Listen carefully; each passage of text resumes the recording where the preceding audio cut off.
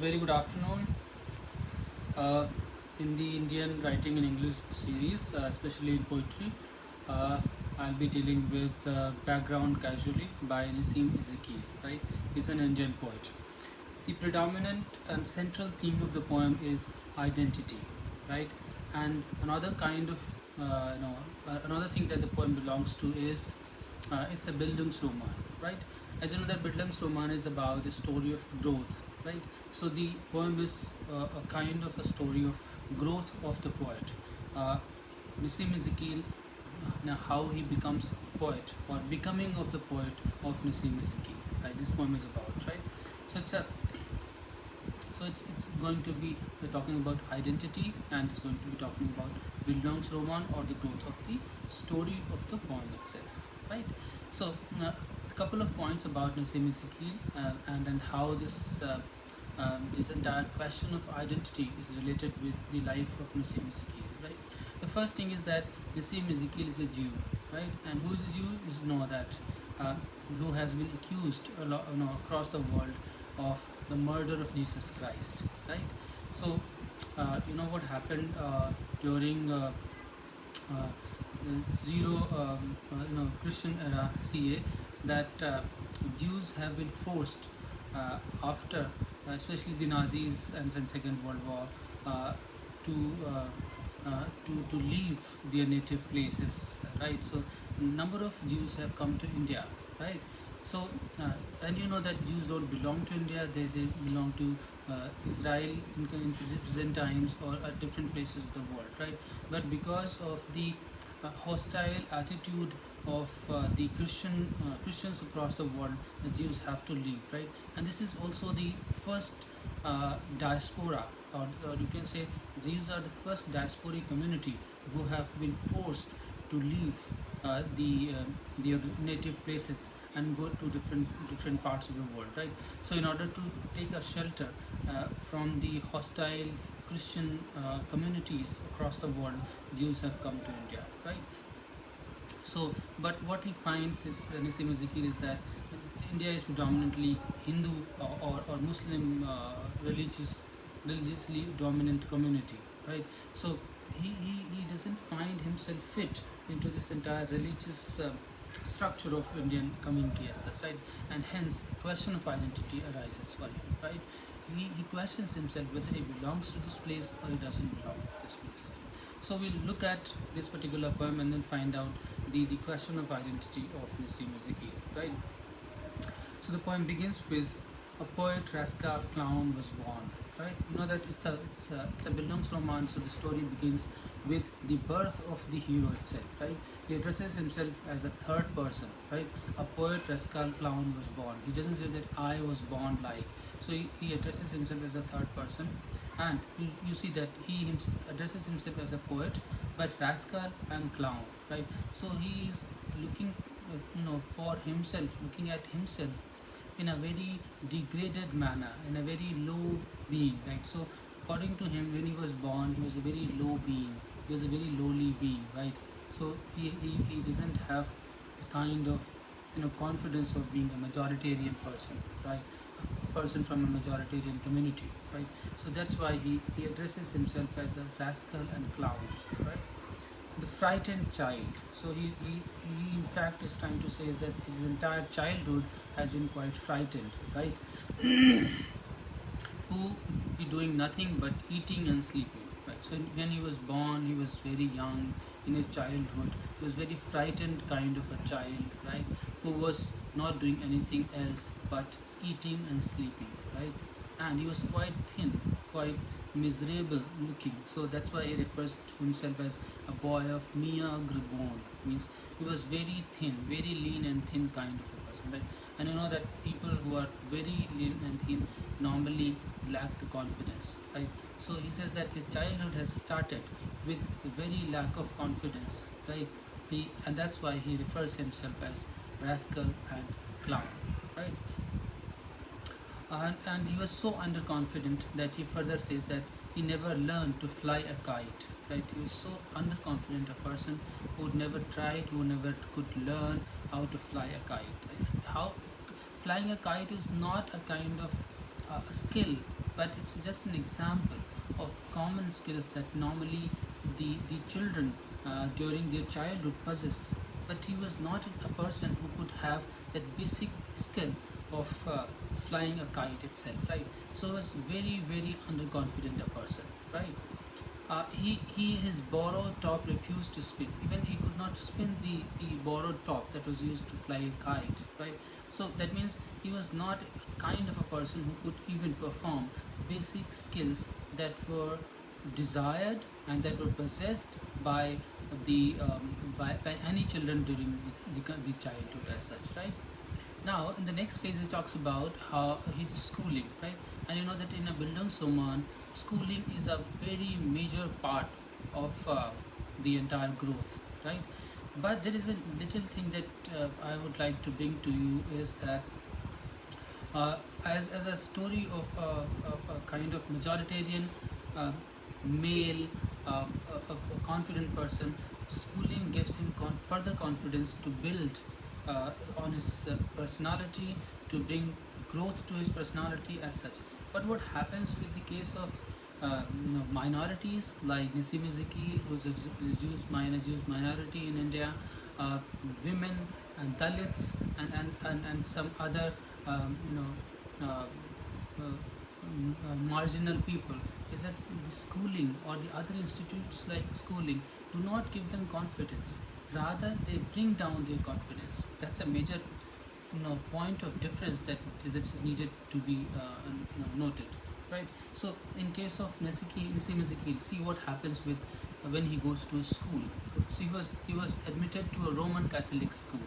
I went to Roman Catholic school, as he says, a mugging Jew among the wolves. And how he sees himself in that Roman Catholic school is that he is a Jew who is a kind of a lamb in the entire community of wolves, right? So he sees that other kind of students, he compares them with wolves, right, who were waiting to just pounce on him and take over him, right?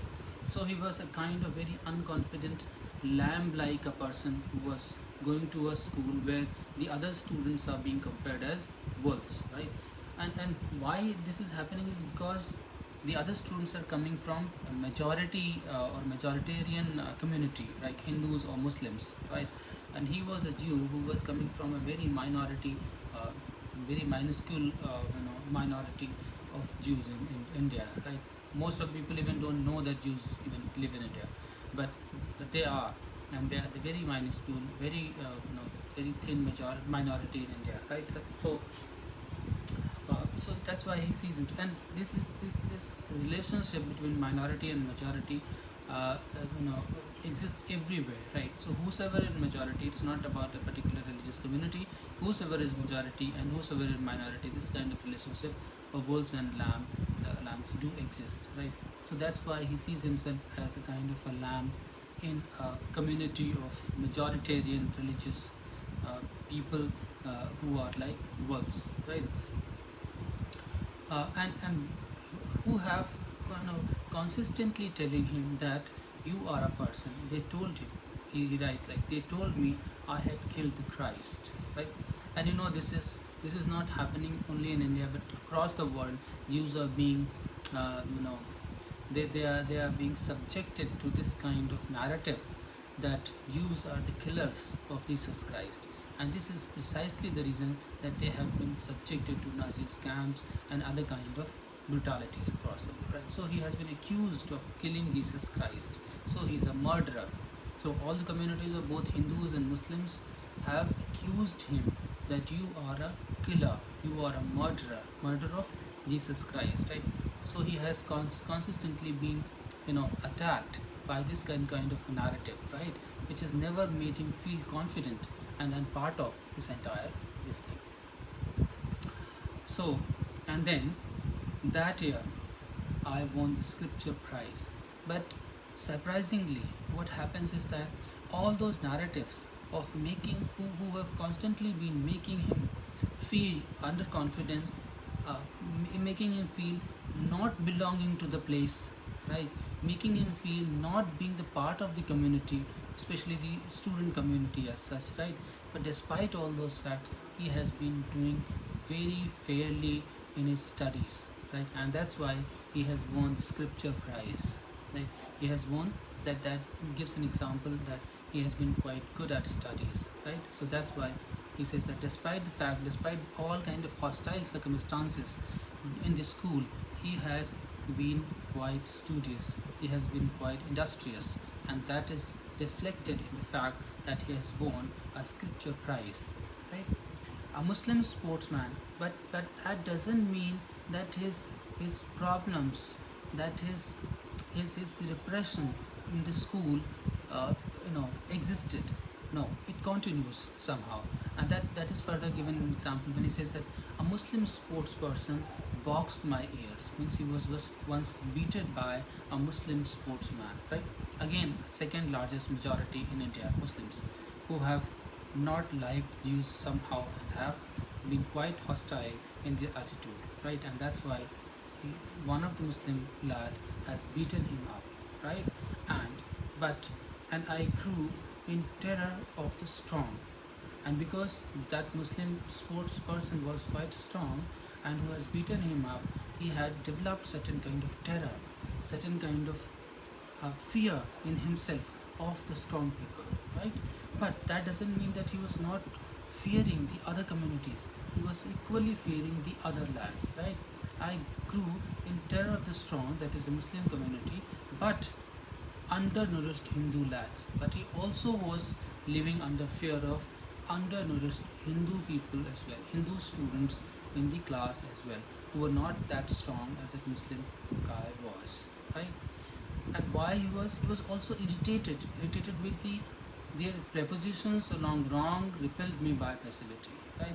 The kind of language that was uttered by these Hindu lads, the kind of compositions that were using, the kind of prepositions they were using, the kind of grammatical structures they were using, they have made him feel repelled. Who?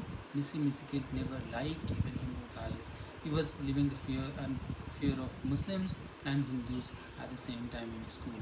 But despite all that, he was doing quite fairly in his studies. One noisy day, I used a knife, and then, as a result, in order to protect himself, he started keeping with him a knife, right?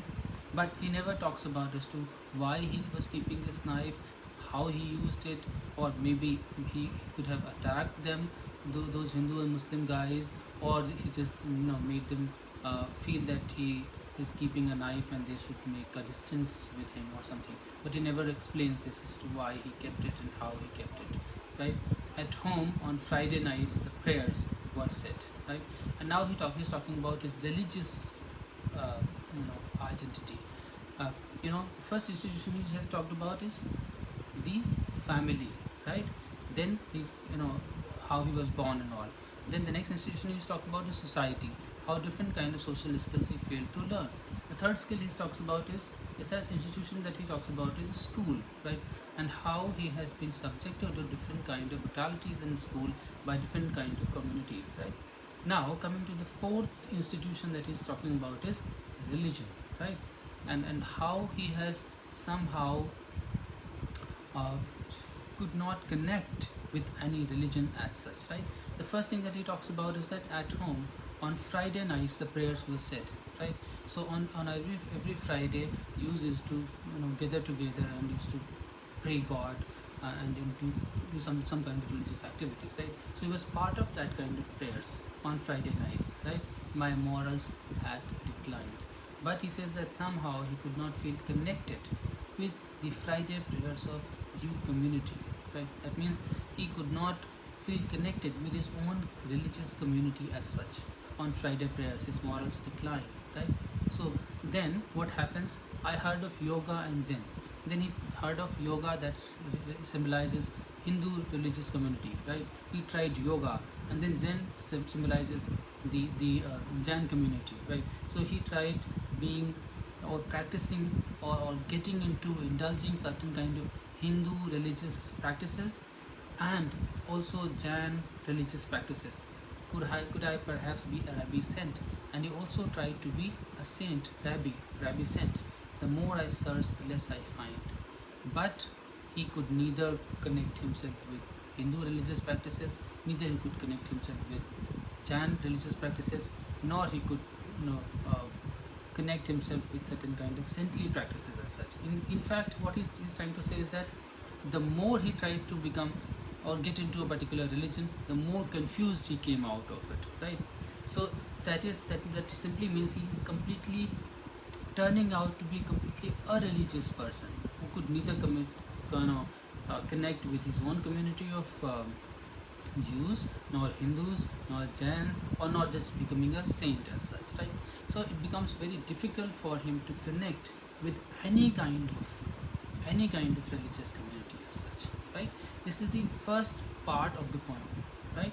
The poem is divided into three parts. The first part talks about the childhood days, when he had interacted with or came in contact with different kind of institutions, family, society, education, and religion, right? In the second part of the poem, he talks about his adulthood, right? His education, especially higher education in the Great Britain, right? And the third part of the poem talks about his old age when he has already become a poet, right? And then how he had decided to become an Indian despite all odds, right? I'll continue with the second part and the third part in the next video. By then, if you have any confusion, any query, or any comment, you can just drop me an email or WhatsApp, or you even can give me a call between 3 to 5. Thank you so much. Stay safe, stay at home.